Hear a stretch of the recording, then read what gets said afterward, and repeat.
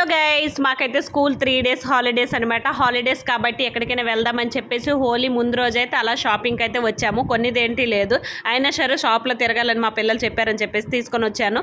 అలా పిల్లలు చూసారా, రాగానే సరే బొమ్మల దగ్గరికి వెళ్ళారనమాట. బొమ్మలు మొన్ననే తీసుకున్నాం, అయినా సరే బొమ్మలు ఈ పిల్లలు గొడవ ఏంటో కానీ మా పిల్లలే కాదు ఎవరి పిల్లలైనా అంతే అనమాట. నేనైతే ఇక్కడ పిల్లల కోసం చిన్న చిన్న సమ్మర్ కోసం షార్ట్స్ ఇవన్నీ అయితే తీసుకుందాం అనేసి అయితే చూస్తూ ఉన్నాను అనమాట. ఫైనల్గా షాపింగ్ అయితే అయిపోయింది. ఇంక బిల్లింగ్ దగ్గరికి అయితే వచ్చాం. బిల్ అయితే అలా వేసేసి ఇంకా వెళ్ళి హోలీ సామాన్లు కూడా కొనాలి కదా. మా పిల్లలు అయితే ముందే డిమాండ్ ఇచ్చేస్తున్నారనమాట ఏవేవి కావాలని చెప్పేసి. ఇంకా అవైతే తీసుకుందాం అనేసి బయట మార్కెట్కి అయితే వెళ్తున్నాం. ఈరోజు ఫుల్ రష్గా కూడా ఉంది మార్కెట్.